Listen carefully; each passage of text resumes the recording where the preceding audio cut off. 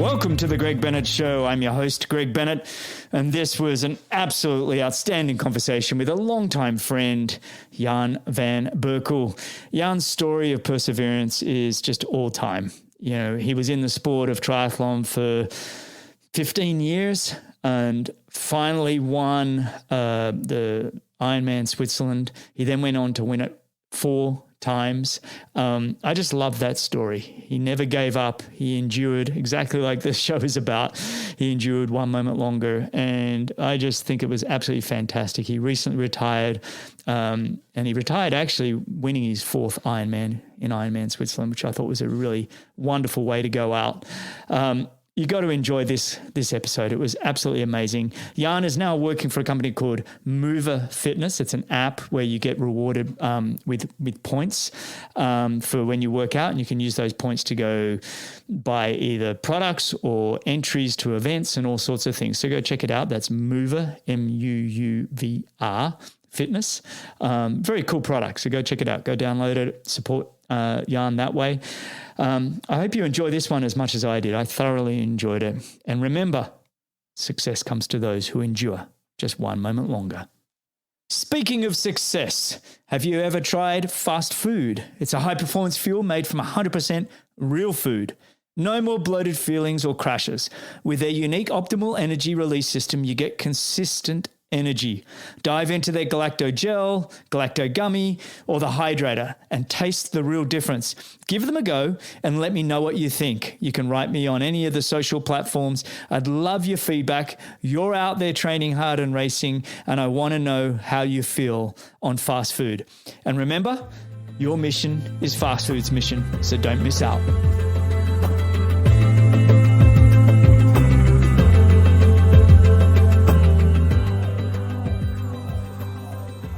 Right. Today's guest, well, he's a powerhouse in the world of triathlon with an incredible journey that's seen him transition from the intensity of the Olympic dreams and to dominating the Ironman and Ironman 70.3 circuits. His story is just one of perseverance, persistence, passion, and triumph. From the heartbreak of narrowly missing the Olympic qualification to scaling the heights of Ironman Switzerland, which he won in 4 different occasions. Amazing. He's a testament to endurance, physical, mental, and just what he can achieve. Unbelievable. And he embodies the true mantra of the show, which is success comes to those who endure just one moment longer. We've been mates for many, many years. We trained together in Noosa, 10, 15 years ago. And it's been just so great to just watch him become the man he's become. So it's with great pleasure to welcome to the Greg Bennett Show, good mate of mine, Jan van Berkel. How are you, mate? Hey, Greg. It's been a pleasure to be here. And actually, it's 15 years ago since we trained together, not 10. Oh, my gosh. Time flies. You're aging both of us, mate. Isn't that incredible? 15 years ago. So what are we talking about? 2008 we were training together? Yeah, exactly. Yeah. Oh, man. Yeah.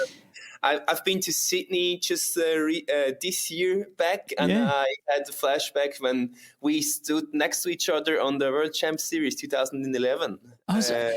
That's right. I was wondering I was trying to look at the results and things and going, did we race each other very much? Well, we both had to scroll down if you want to see us. But that's a whole different story. Yeah. But I remember, training with you in Noosa, and you were so fast. You were so fast in the pool. Remember, in the pool, yes, but I was never able to translate it into like the open water, into the ocean. That's why training you guys in Noosa was really good. But I always say, like, for the Australians, it's like they look at the ocean and they see stuff. It's the way like we look at the mountains here in Switzerland, and we see where not to go because of the avalanches, and unfortunately that's not an advantage you can use in triathlon. But it's been an awesome time, obviously. And so it goes back to 2008, mate. And honestly, we were just chit-chatting very briefly before I hit the record button, and I've been just such a fan of yours for so long. And watching you persevere, is probably an appropriate word, in the sense that you you were trying to find your way. You loved the sport and you were trying to find your way and get to the Olympics. And then you transitioned over to the long course, had some great success early. But then really, I mean, in Switzerland, to win the Swiss Ironman 4 times and just watch this journey of yours to now recently retiring just this year. I want to cover it all in this next hour of conversation. But first, I just want to get that out there and say massive congrats to an outstanding career. And I'm always fond of people that I feel like that don't give up, that keep trying, and they truly optimize what they have and can give to the sport. And I think you really did that, mate. So just massive congrats. It's beautiful to hear from you. Thanks a lot. Yeah, mate. And now married, kids. How many kids you got now?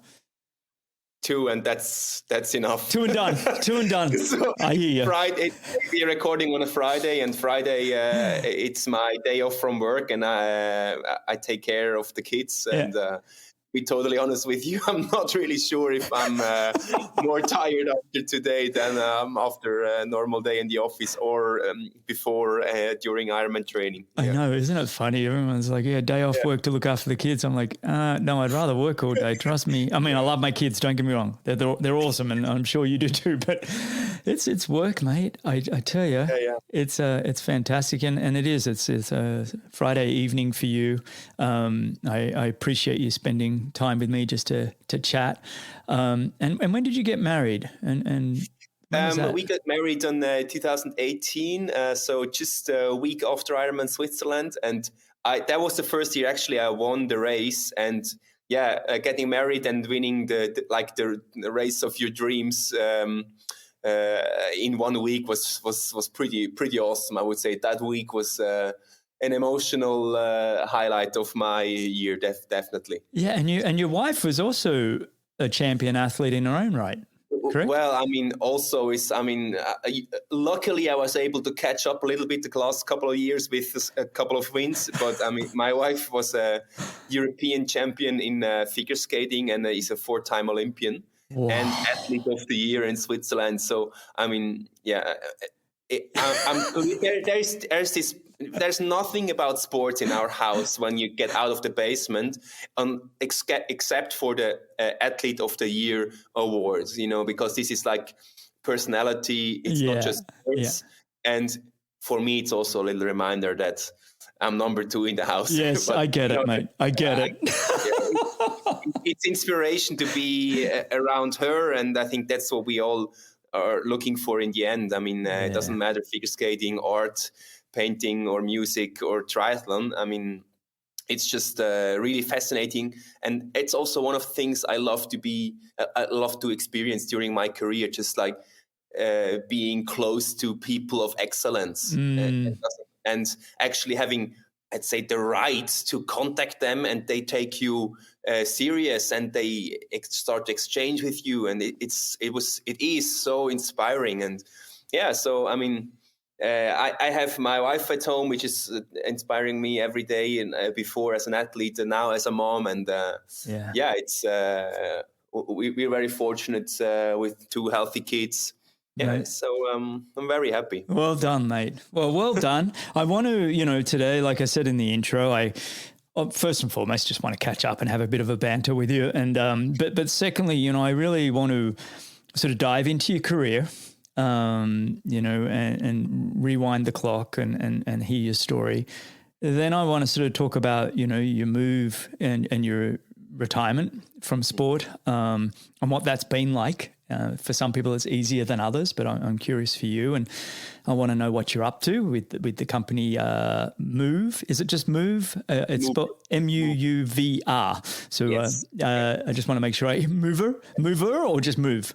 Muuvr Fitness. So I want to hear more about that. And then I want to, we can have a bit of banter about the sport of triathlon, where it's at and everything else. And I love to get some opinions. Don't provoke me. I'll be provoking, mate. There's going to be some real provoking towards the end of the show. But right now, what I want to do is rewind the clock and get to know Jan van Berkel and where did he come from? Where did you find your passion for sport, in particular triathlon? And let's go through your journey a little bit.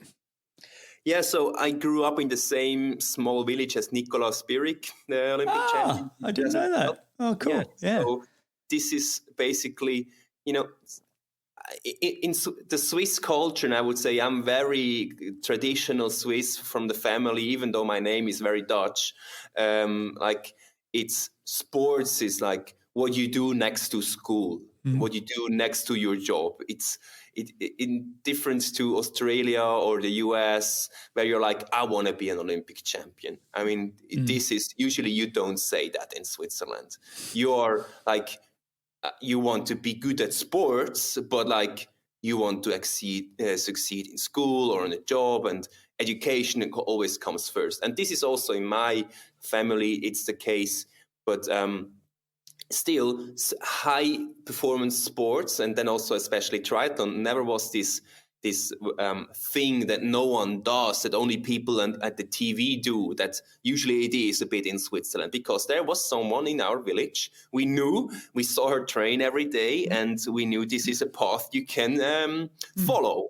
And so this is how I got into triathlon. Nicola was in the same school, same village, and all of a sudden I was there riding her bike at the former bike at the Swiss Championships and getting second without much training. And I realized this is something I really like. And I got beaten by the girls in sprints. So I knew that's not my genetics. And, so I think that's really how I got into the sport. And just as I said before, it was very natural. So both my parents, they were not athletes. They just thought it's good for their kids to be active and be outdoors, and that's how I found my way into the sport. Yeah. And you go. I mean, you say your parents weren't athletes, but your sister was also an Olympic swimmer. Yeah. So she's a two-time Olympic swimmer. She was swimming 200-meter butterfly. She swam at Bonn University with what's the famous coach again? Is it Dennis Cottrell? Dennis Cottrell, exactly. Yeah. With him, and I think people who know him and know how he coaches. My sister really blossomed there under his training. She was a bit lonely, but that's how we work. We are both we didn't have the most talent, but we endured. And just as you said at the intro, I loved the sport and I took my time, and I didn't lose faith. I mean, if you look back when we met in Nusa, I mean, to be totally honest, if I was a manager who would have had to hire someone, the next guy winning Ironman Switzerland, I would not have hired myself. But still, I endured, and I think and that runs in the family. This is not in sports, but my father, he worked really hard his whole life as a pilot, and my mom was always working hard at home, plus a normal job as a teacher. So we got the value of hard work from home, I would say. Yeah. Well, it certainly paid off, mate. It's one of those. I think I really enjoy these stories of perseverance. I even look at some of the great athletes I've had on the show, whether it be Craig Alexander, Jan Frodeno, who we put up there in the conversations of some of the all-time greats to ever do the sport. And everybody forgets the 5 to 10 years they did before they had any success. They had little tastes.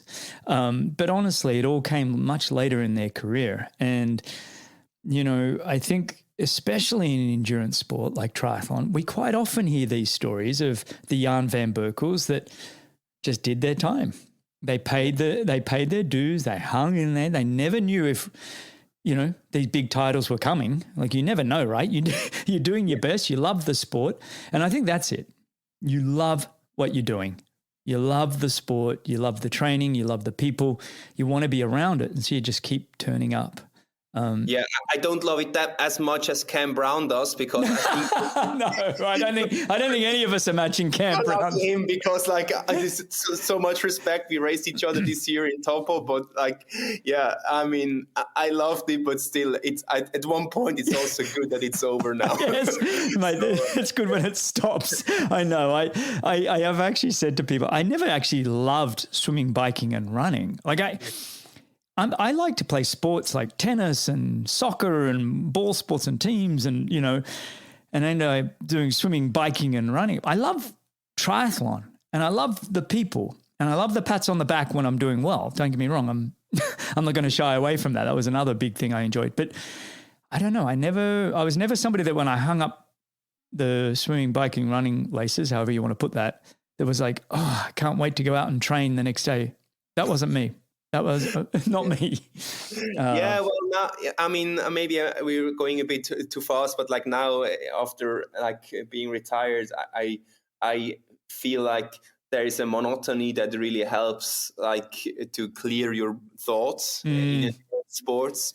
But on the other hand, I mean, now it's 5 months since my retirement, and I swam 8Ks total. So yeah, that says it all. Yeah, swimming. Yeah.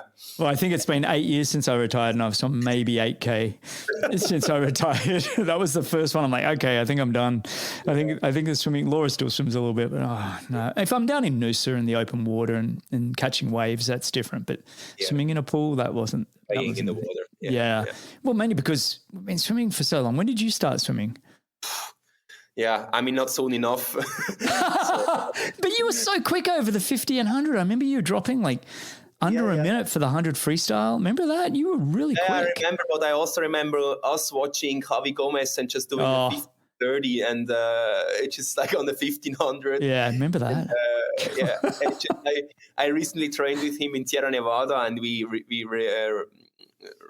remembered that story of us watching him in the pool. I'm like, yeah, I just like that's not never going to happen. Were you there that day when we done? Was that the day we did a long run in the morning and then we went straight to the pool?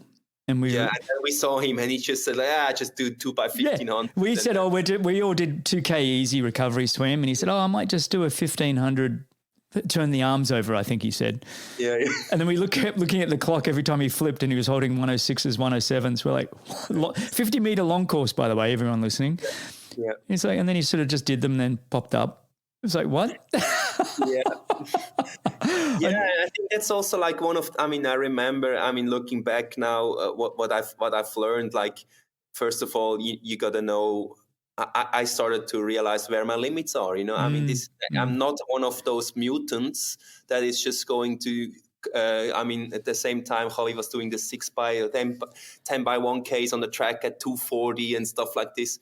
I knew that I have my limits, but at the same time, I really believed in myself, and I knew that I can work really hard for very long. So 2012, when I missed out on the Olympic selection, I entered for Ironman Switzerland because it was always a dream of mine to race it once. I basically grew up on the course, and I was super fit. And I said, well, now it's now or never. So, you're super fit, and why don't you do it? 8 weeks time of prep was a bit short, but I realized this is what I love.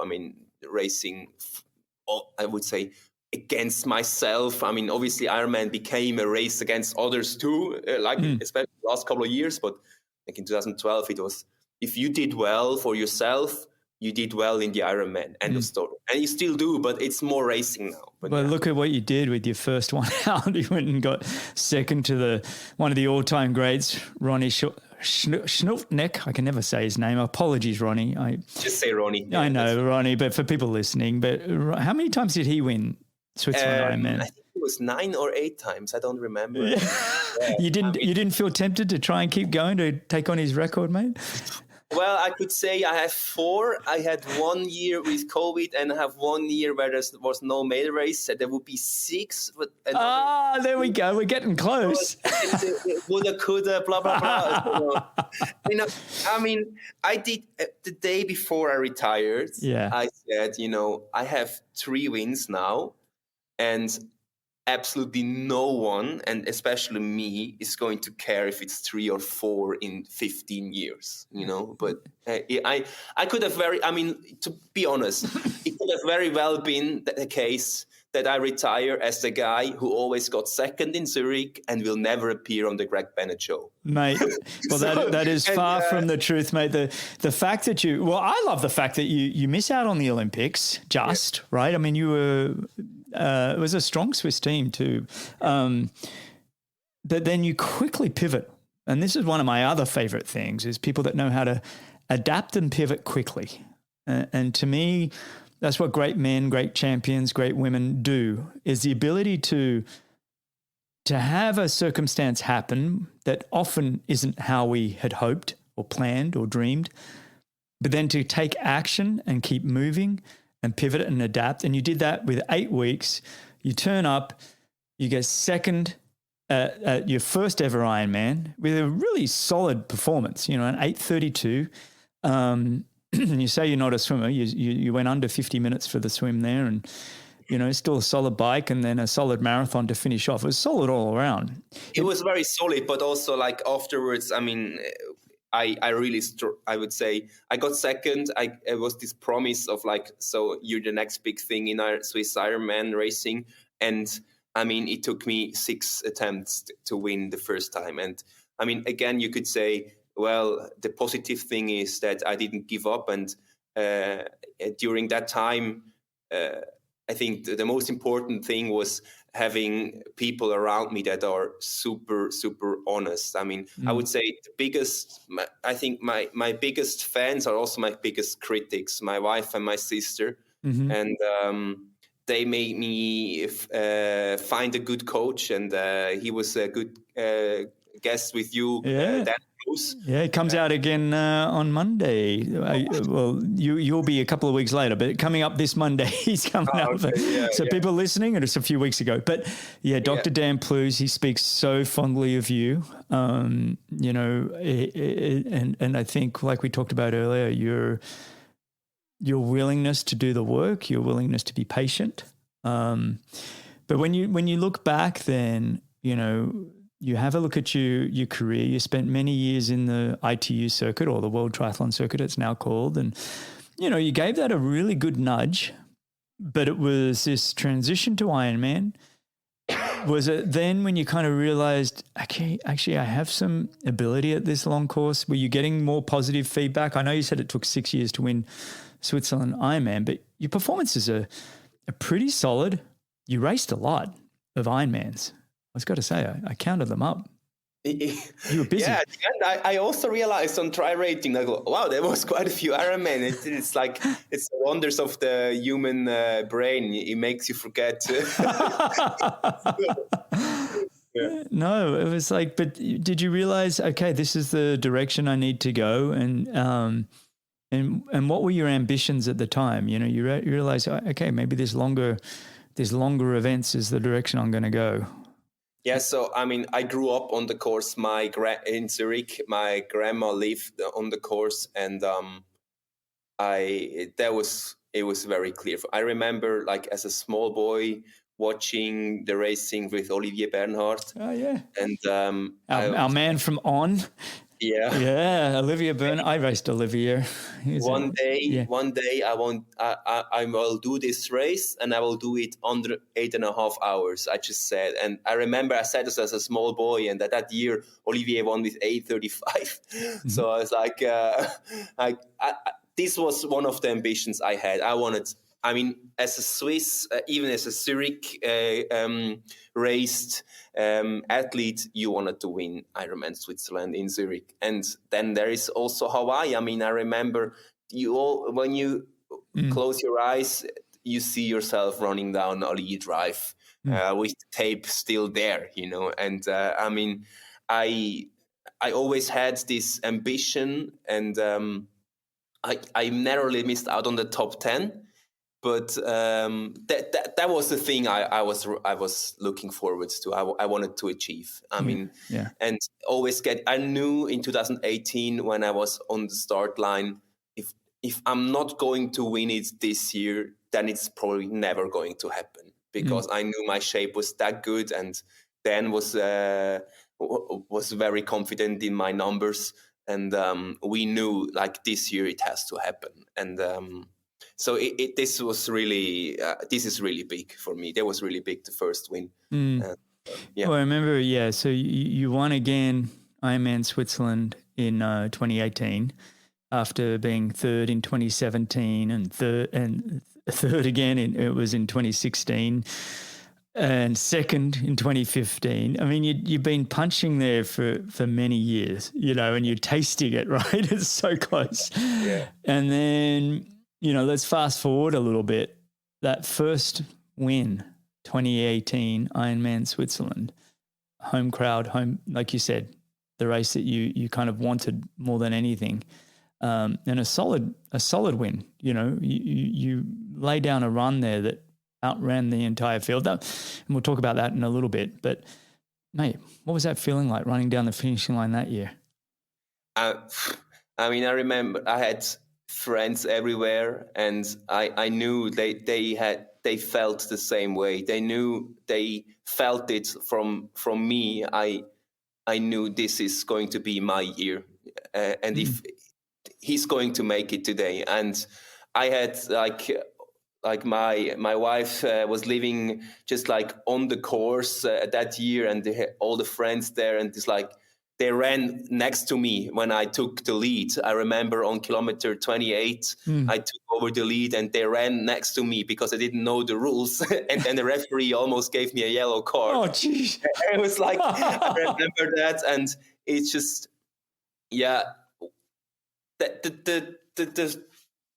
main feeling was like, I always believed in myself. And I was able to. For me, it was no surprise at the end. When I look at the picture of this finish line, it was like I look in my eyes and I see not someone like pumping off joy of like surprise or whatever. Just simply, I knew it. Box ticked. Just like I knew it. And it's, I mean, this is in Zurich. I mean, you're the local hero, afterwards. I mean, you didn't, we have also to be very honest, it's not Hawaii. I mean, but it was a high level. It's an Ironman, but at the end, it's not world champs, but still, you're the local hero afterwards. I mean, and you get into the national TV and everything. And I mean, it was also a bit, it was kind of cool, of course.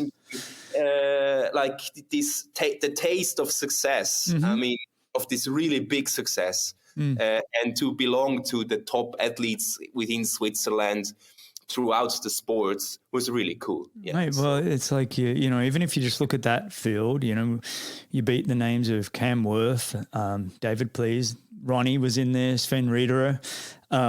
Just a word on Cam Worth. The guy hit in the porta potty when I overtook him. He still owes me the feeling of overtaking him, and he knows it. All right, Cam, mate, I know you listen to this show a little bit, so I think I'm going to have to bring you back on the. Actually, we were going to actually have him back on the show. He was actually he came out. Yes, he was the first or second episode. I released 3 episodes 4 years ago on the same day, and I think it was him. It was a 2-hour episode, right? It was a longer one. He rabbits on, doesn't he? Yeah, it was definitely 2 hours. Him and Chris McCormack. Can't shut him up. But yeah, no, what an incredible feeling to make a mark that you can feel so proud of, that that you put a lot of work into making that happen, and the joy of being able to celebrate with family and friends on home soil. It's special, mate. Very special. I remember, I mean, the thing that makes it more special, I remember when I retired, like the big newspaper here had an article about my career, and the first phrase was like, they listed all the races where I didn't succeed.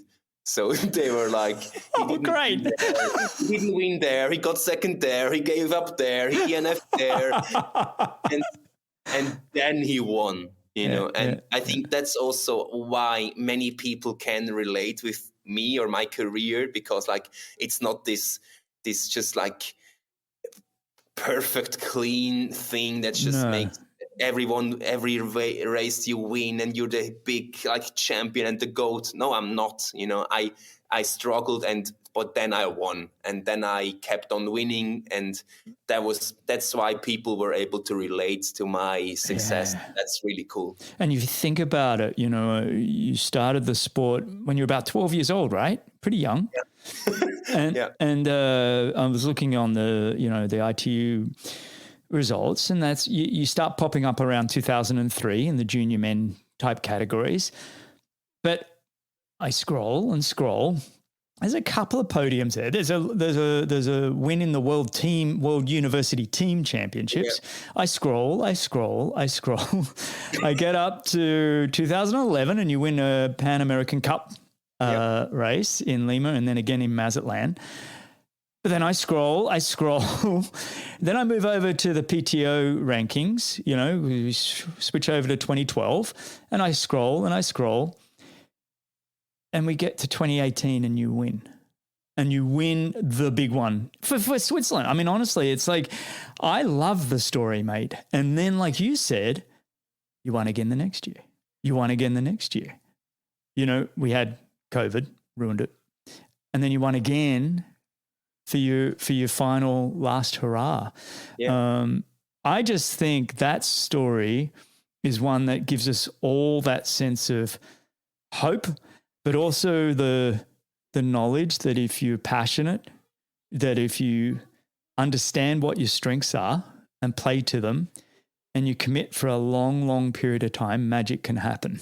And when that magic does happen, you're not an Alistair Brownlee or Javier Gomez that's basically won their entire career.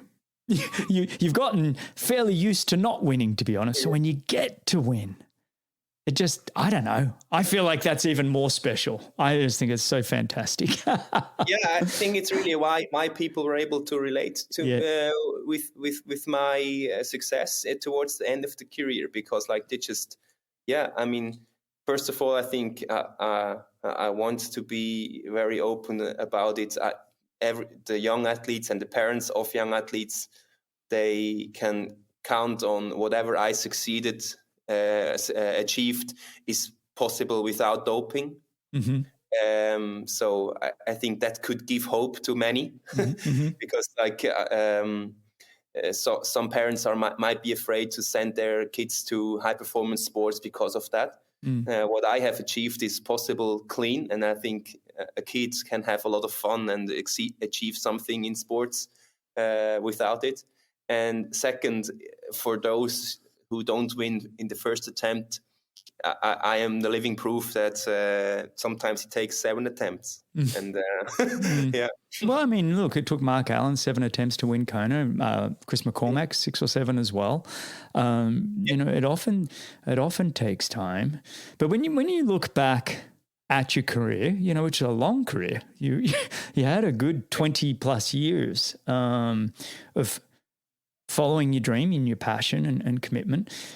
What, we've touched on the highs, and what were some of the lows, and what were some of the lessons that you were taught, through each of those moments? Yeah, so I mean, the biggest low was obviously missing out on the Olympic selection in 2012. And for me, I was very young, but I found my way out of this hole through the preparation into Ironman Zurich 8 weeks later. And for me, that was really one thing teaching me for a very young age that like this time of loneliness can really help. I think there is a lot of tendency to always discuss things with someone and have people around when you're not doing well, and you get this very strict image of this is how something has to work if you're not, and this is the solution, blah, blah, blah. And for me, 2012, I was alone basically in the mountains preparing for Switzerland, and looking from the outside, everyone's like, this guy is after his biggest defeat, and now he's burying himself somewhere in a mountain hut.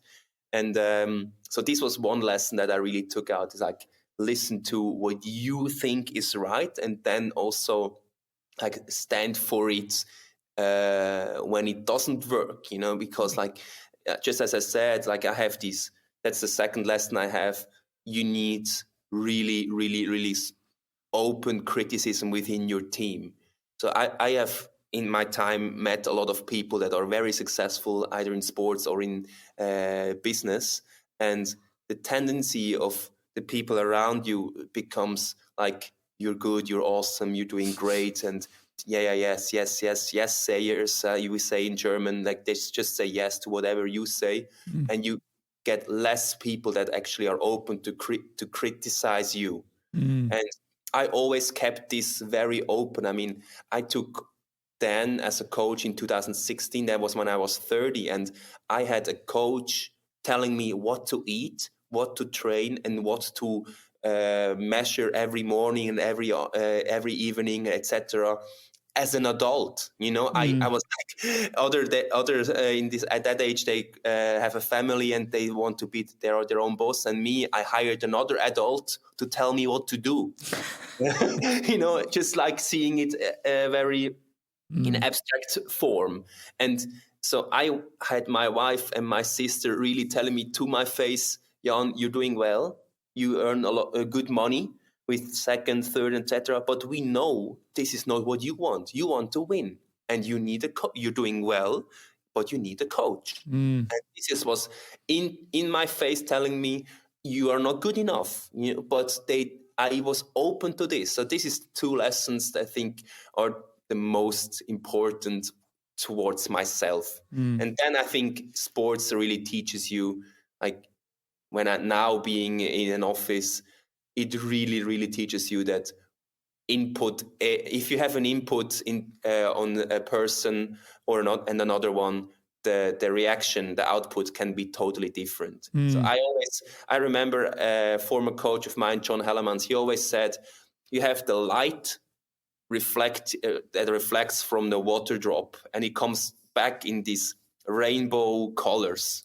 And from wherever you stand, it has a different color, the light, actually the same beam of light. And this is how I see that I learned from sports, that sometimes people, they just react totally differently to the same input.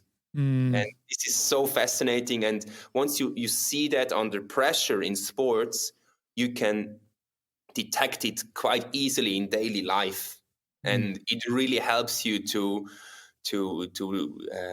manage the interaction with other people. And sometimes I would also say, in the same manner also, we become very, very good at reacting rationally in emotional situations as athletes. I mean, you have an athlete at home as well, and me here, but then when you go outside and there's an emotional situation, as we all encounter in sports, I mean, you have a cramp or you have a flat or whatever, it doesn't serve anything to freak out. You look for solutions. And it gets this mechanism gets so ingrained into us that we act the same way when we are somewhere else in a society. And the people, they are not used to this. They come to me and it's like, but that doesn't move you? I'm like, yes, it moves me, but what should I do? Should I freak out? I mean, that's a good point. Yeah. So what should I do? Should I cry as well? Is it then better? No, we look for solution. Yeah. And so this is like the four things I to the outside, to the inside, and that I think are the main takeaways from my career. Mate, well said. Firstly, I think that the idea of having coaches and mentors is something that we got to encourage all of us to embrace more. That it's not, like you said, I'm a mature older guy, and here am I asking somebody else to run my life. But I think it's so important, and one of the things I'm trying to be better at is to mentor others if I can, but also to find mentors for myself. In the last sort of 5-10 years, I've managed to get a nice group of people that speak honestly and open, they all are men, except for my wife, Laura, who would be very honest and open with me. I love when you talk about emotions. It's funny. I think the longer you spend as an athlete, the more you become somebody that lives at neutral. You never go too high, you never go too low, and you live in this space where the vibration is not super high. It's not like high and then low and high and low. You live here. And I was even in business myself the last few years.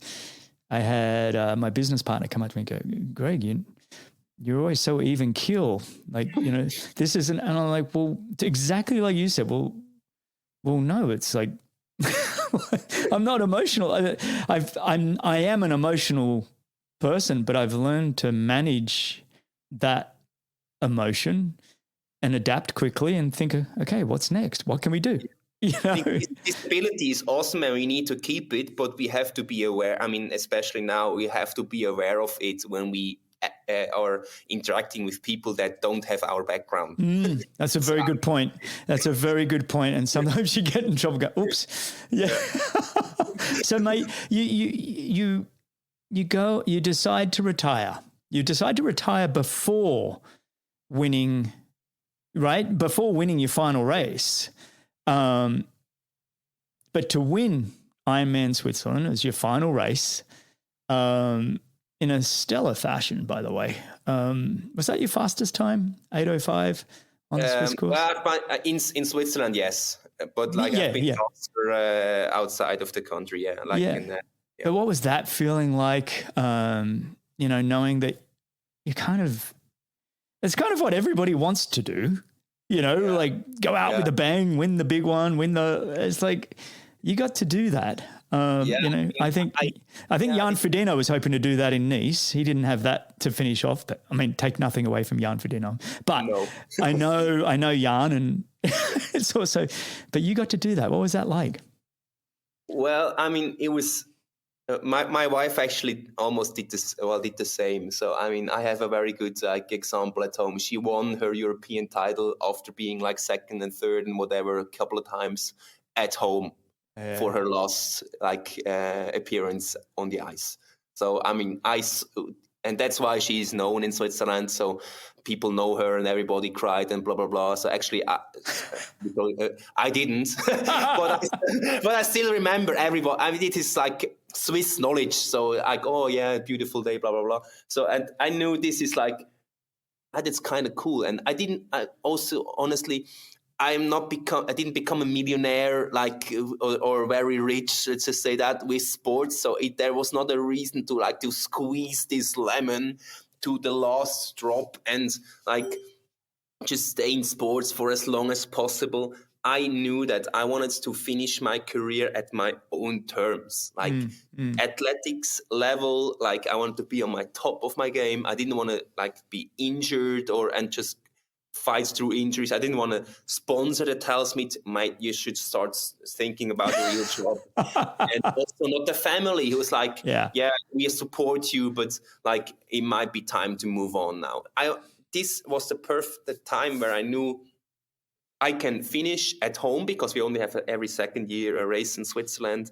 And then I knew this year I still am on top of. I asked Dan last year in November. So it was last year before Kona already. So what do you think? Can I win Ironman Switzerland next year? And he said yeah, of course. I mean, and then I knew. So, I mean, I think he suspected that I will come with the decision, and he didn't even question it when I told him.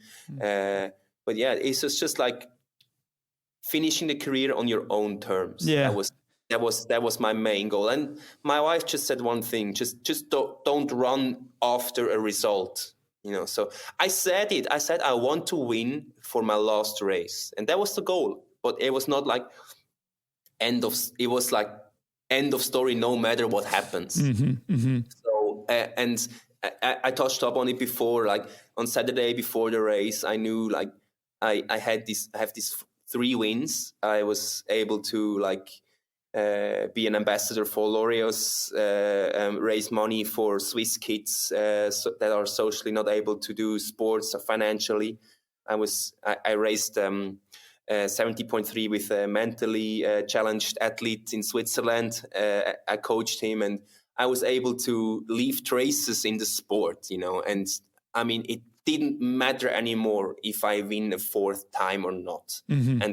And that's the moment you realize, well, now it didn't matter for my career, but it did matter on that day. Yeah, no, of course. When you race, you don't hop on a start line hoping for anything else, right?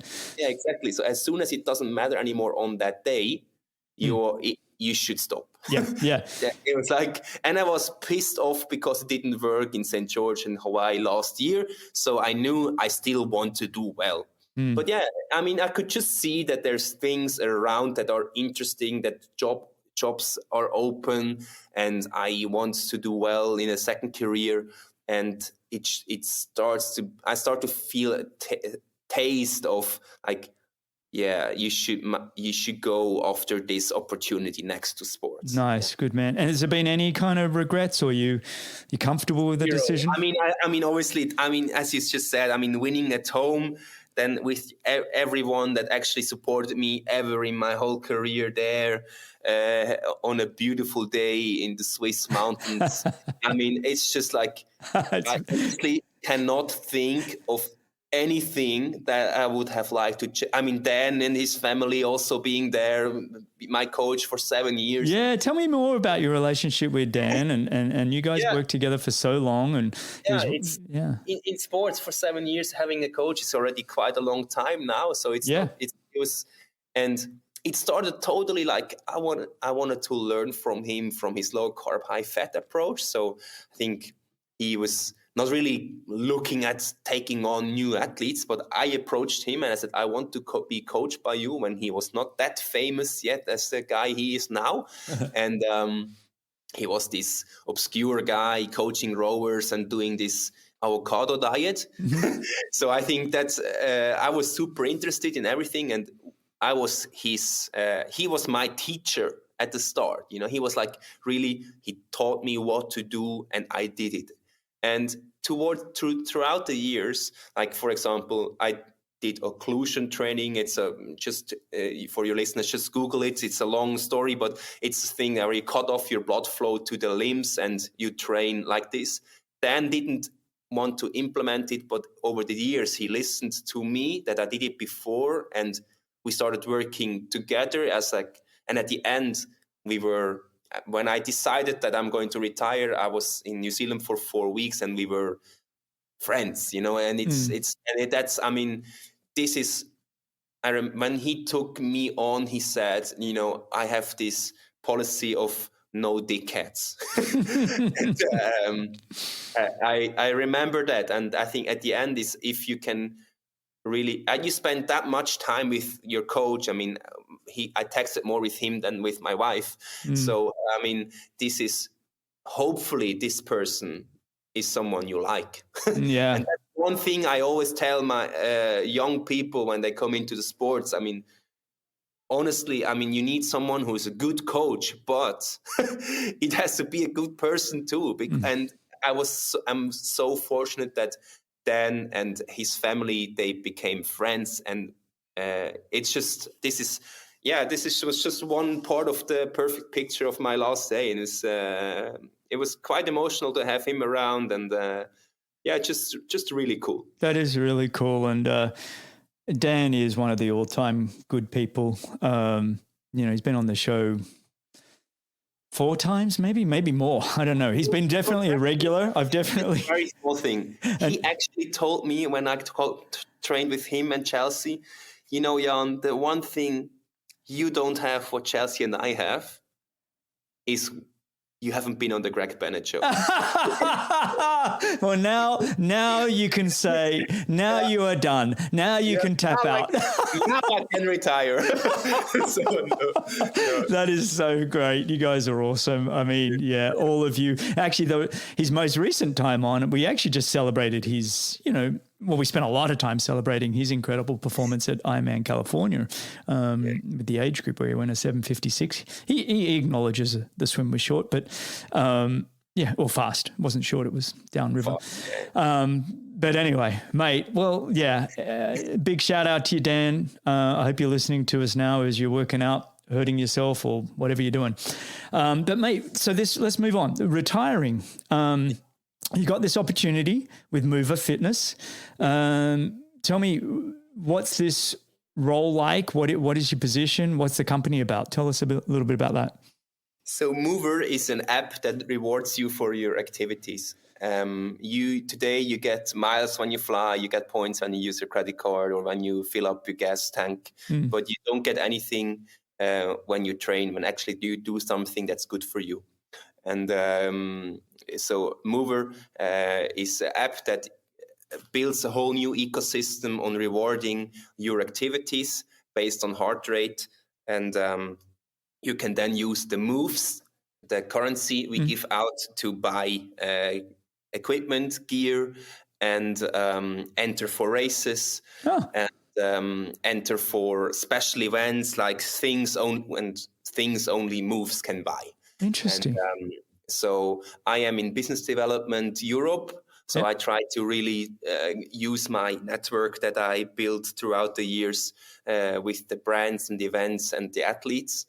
And that's the role I have there. One of the co-founders, he also he made his money in finance, and he's a Fond's Ironman athlete. And he I think looking at what you look for after a career, it's someone believing in you that you will one day be good at something else as well.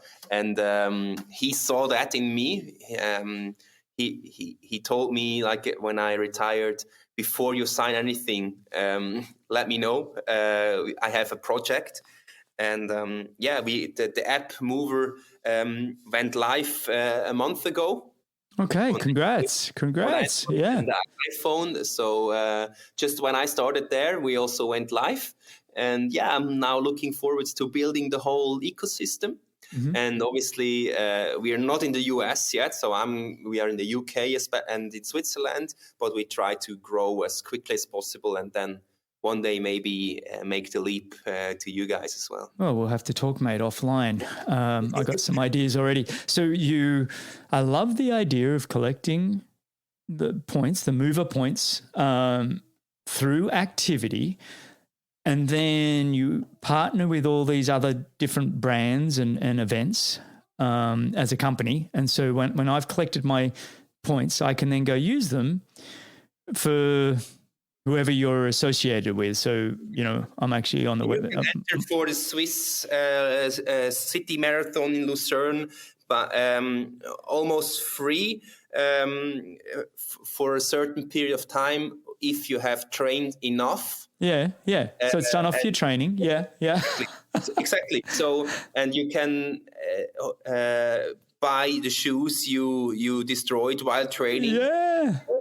Through the points, to the moves you earn. And the thing is, it's based on intensity, so it's not kilometers. So we are rewarding people that are not fit proportionally more than the super fit guys. So it's not like when you run 20Ks, for you that's like a daily business. Are you kidding, mate? I haven't run that far and that long. My point score will be through the roof. I'll be able to buy Zurich.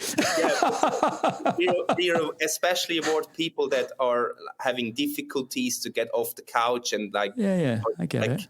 We reward everyone, and this is really cool. And at the end, it's the same that I did with sports. I try to inspire people to have a healthy lifestyle and be active. And now I do it through Muuvr. Nice. And so for people in Europe and UK, how much is the app to join? At the moment, it's free of charge. There will be a a subscription model in a couple of years, but we are financing the model through the marketplace. Okay, everybody. And it's not in the US, mate. You're killing me. Mate, we go to...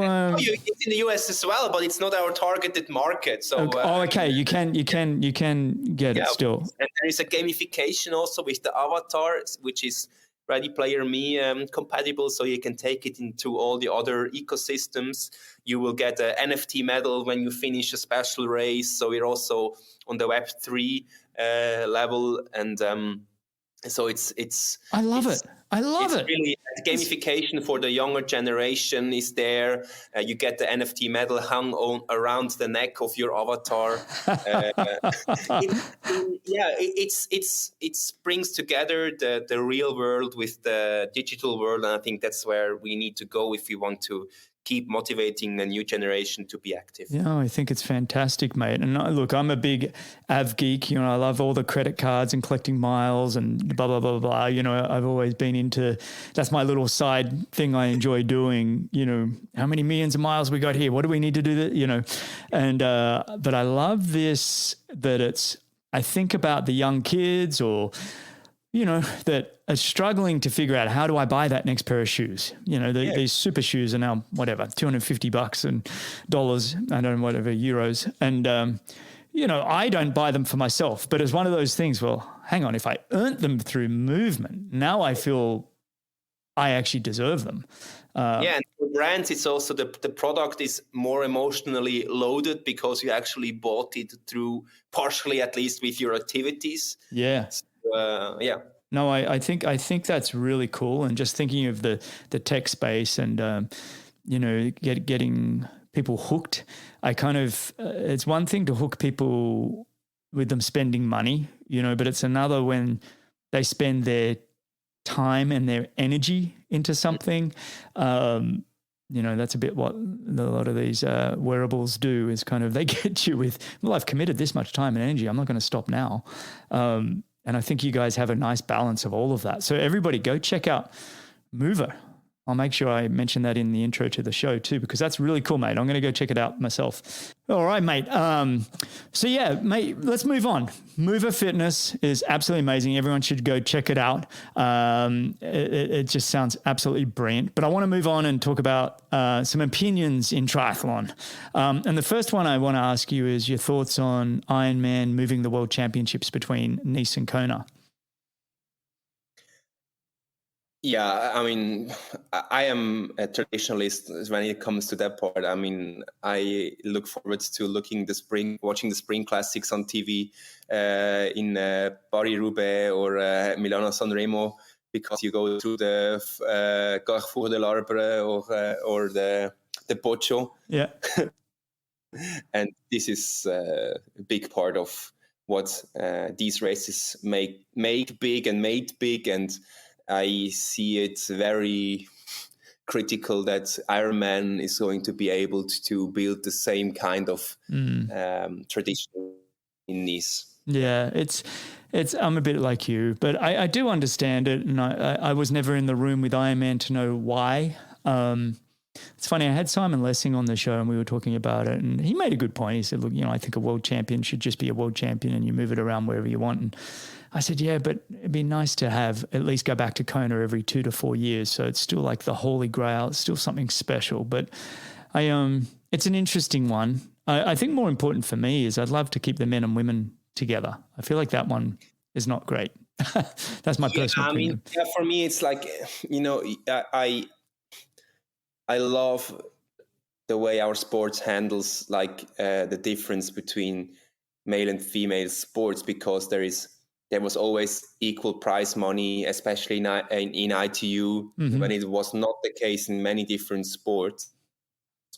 And then taking the argument of, we want to separate locations so we can push the women more, while the calculation, I would just think, is probably more like, hey, we can get through 4,000 more athletes per weekend.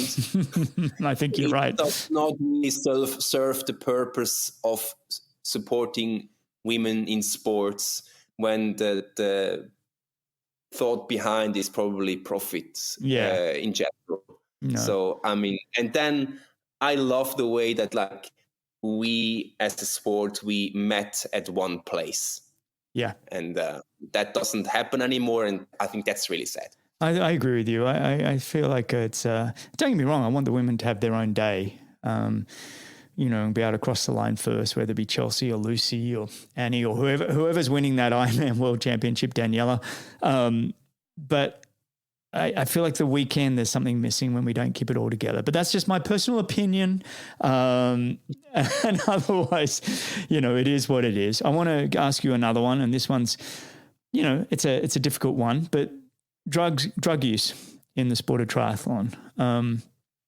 You think it's a pretty clean sport? Do you think, the ones that we hear about are one-offs, or do you think the sport, you talked about earlier in the show, you want to make sure that kids know it's possible to not be on drugs? Well, I wasn't on drugs and you weren't on drugs. So I think, we're showing that it's possible. But do you think there's more around, or what are your thoughts on it? Yeah, so I mean, being very close to the ground, I think it's just some performances, it's hard to explain to me, but I don't see a lot of them, luckily.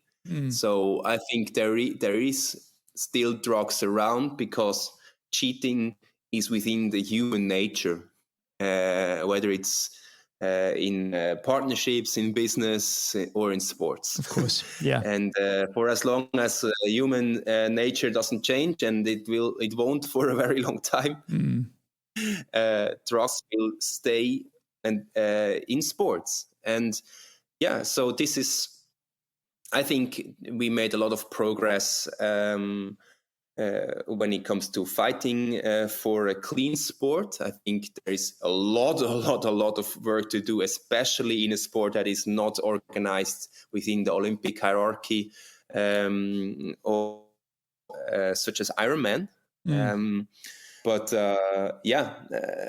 So I feel like it's possible to win a world championship clean.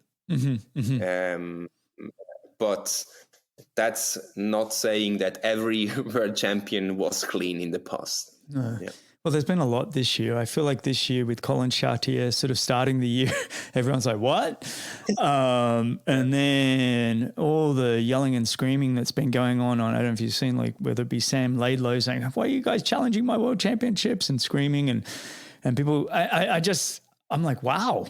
I didn't, I remember in 2001, 2, 3, I was world number one. I got to the top, it was like, you rent it for a moment, right? You're never really the best. You just get to borrow it for a second.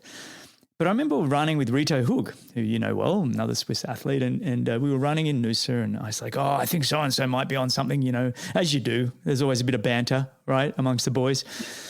And, I'm pointing fingers at a couple of Europeans at the time, whatever. And he turned to me and said, Greg, everyone in Europe thinks you're on drugs. And I took it as the highest compliment anybody could ever give me.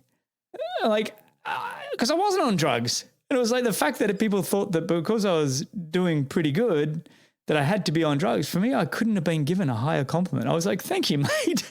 I almost wanted to write Sam Laidlow the other day and say, mate, do you think Javier Gomez, Alistair Brownlee, Jan Frodeno haven't had people going, oh, come on, because they were the best. And anytime you get to be the best, everybody's going to be trying to pull you down or say that you couldn't have done it just through sheer hard work and talent and opportunity.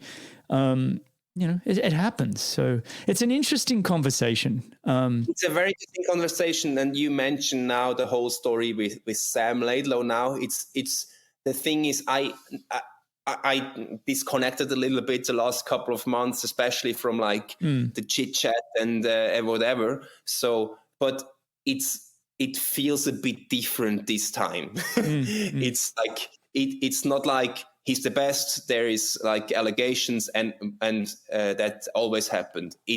There is chatting about real stuff that happened, and like people making allegations through, I would say, the formal way to make them. Because in my point of view, like I studied law and I have a specialty in sports law, this is the way to go. If someone, like I think it was the family from Rudy Fallenberg, if Rudy thinks he saw something Sam did, which is illegal, then actually he has at the moment, or in the past, he had only one option to do, is shout and then take the stuff himself to level the playing field.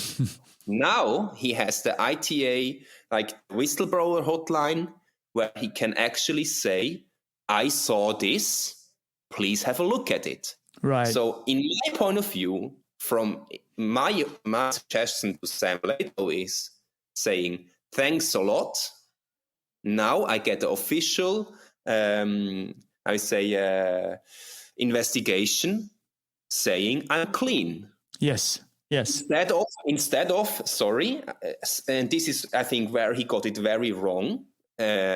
Instead of marking people publicly, just like Lance Armstrong did while we had the Omerta shutting everybody up who says anything about doping. In my point of view, this is a mechanism that is really good, especially for people like Sam, who wants to prove his innocence. If he actually can prove it, then this is the best thing that ever could happen to him. Yeah, well said. And in my point of view, his reaction was totally misplaced. He just could have said, thanks a lot. The investigation will show I'm clean. Yes, that's you get excited about it. You go, it's all good. Exactly. No. I mean, you at the time, you only had the negative tests, and that they weren't public, But so it's a smaller mechanism. But the whistleblower hotline, that's also, I mean, I'm very sure you're going to talk about PTO as well. What I said, we have our own structure now. We can implement our own anti-doping system now. So why don't you level the playing field? When Nina Kraft was caught with EPO, she said, I only leveled the playing field. You ask the people who dope, everyone thinks I only leveled the playing field. And at that time, the only thing they could do was actually really just take it. Now they have a mechanism, a whistleblower hotline, where they can say, I think this guy's cheating, please take him out of the game. And then they don't have to cheat themselves. Yeah. And I think it's really good. That's really cool. I didn't even know about the whistleblower hotline I saw it written, but I kind of didn't know as well as you just framed it, what it specifically was. And it's one of those, you get enough people whistleblowing, you go, okay, well, let's actually look into this, right? I mean, I think that's fantastic. And you're right. You always hear everybody that gets done for drugs. Well, I thought I'm just keeping up with, what I believe everybody else is doing. And it's like, well, I don't agree with that. But so the PTO, you brought them up. Reveal.ita.com for everyone who thinks he wants to tell something. Revealita.com. .sports or something like that. It's reveal. Something like this. All right. You can show. You have to show notes. Whatever. Or no, that's awesome. I think that's really cool. And to your point, Sam, if you're listening, and I think you do listen to the show a bit, mate, I am a huge fan. I think you're a really great guy. My only correspondence be just like, I'm just going to show you guys that I did it all clean. Exactly. And don't get too worked up on it, mate. Yeah. I like that, mate.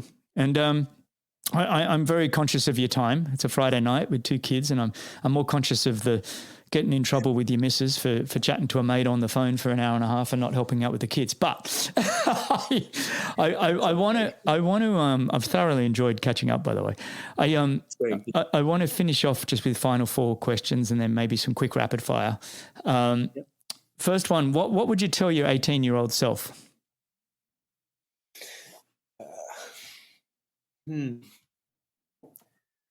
That's tough.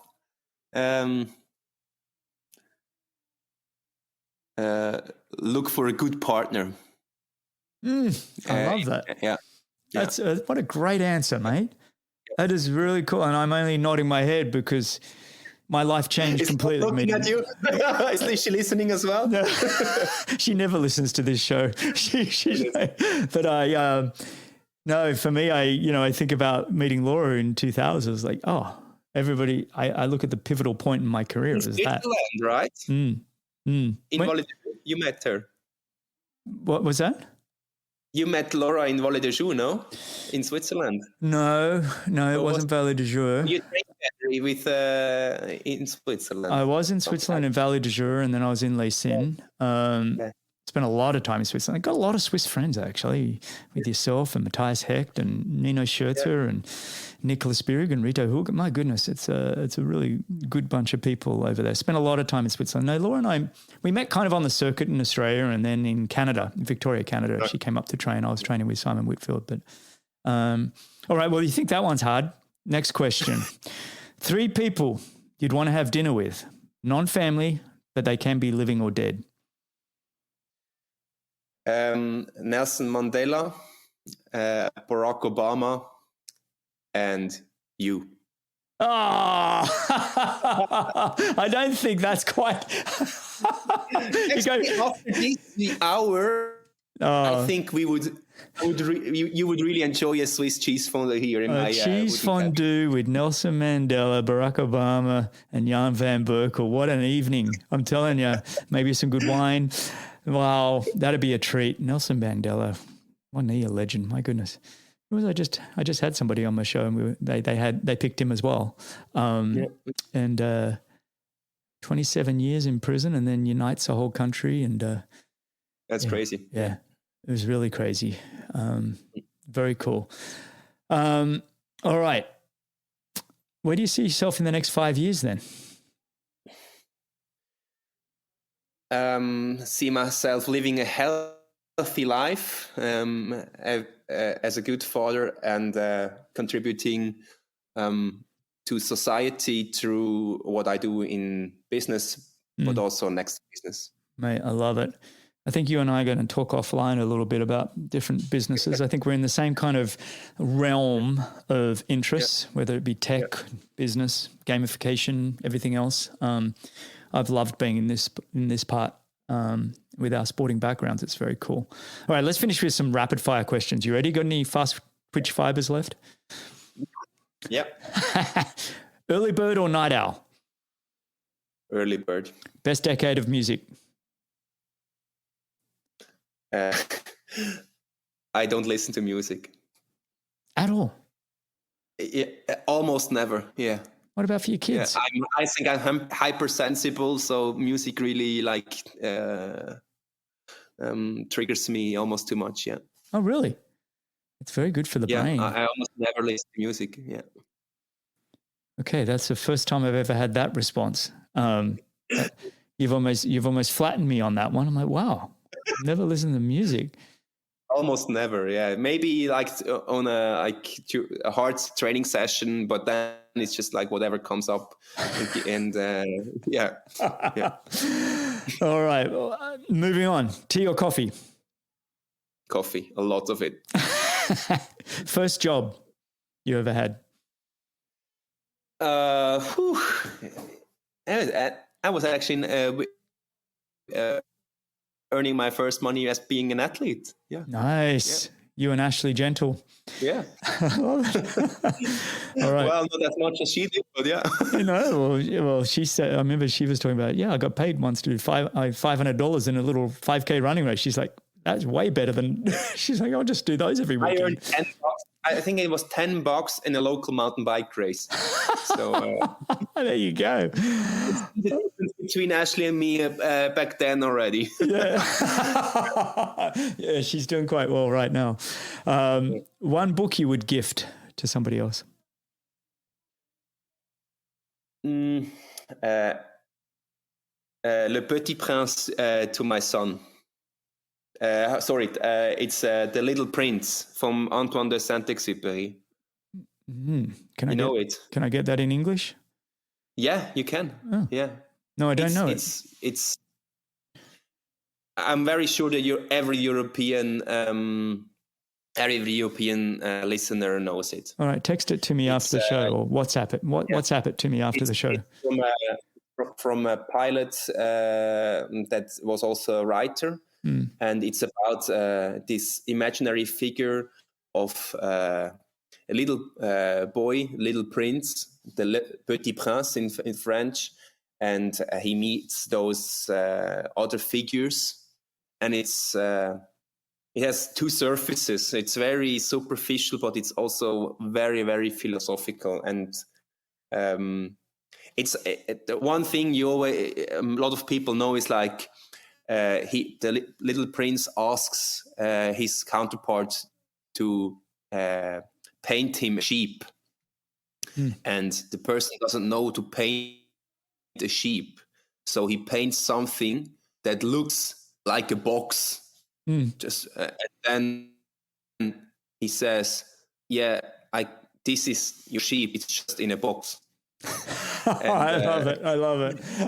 Yeah, it's very. It has two levels. So it's also. I mean, it's a story you can talk to kids, but adults can really learn while reading it. Yeah, is it like that?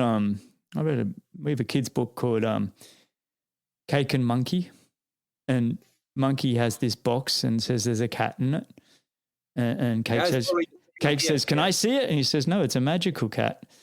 And you can think whatever you want's inside the box. And then so Cake thinks there's a dinosaur. And it's basically, it gets you thinking, well, what is inside the box? Exactly. Yeah. Okay. Yeah. So this whole thing, the most famous quote from the book is, the important things are sometimes only visible, not with the eyes. That's exactly, yeah. Okay. I love it. We'll still WhatsApp it over to me. I'll go check it out. Okay. Next one. One Netflix streaming show you'd recommend, Netflix, whatever in Europe you have over there that you're streaming. Do you watch? Well, I had my last dance a couple of months ago, and that would be The Last Dance from Michael Jordan and the Chicago Bulls. Love it. Good one. Greatest movie of all time. Yeah, that's I'm not a tough movie one. guy. No. You're not movie or music? Both. I'm not like... I love it though. You keep yourself busy. Space Jam. Let's go with Space Jam. Space Jam. Stay on the basketball theme. All right, here we go. Mountains or beach? Definitely mountains. First car you owned? Yeah. It was a Volkswagen sponsored by the Swiss Triathlon Federation. Oh, I remember that. You all got VWs, didn't you? You got all these cool cars back then. Now I have a BMW, a fully electric, so that's really cool. Oh, look at you. Sport was good for you. All right, last one. If you could be the greatest athlete in any sport, what sport would it be?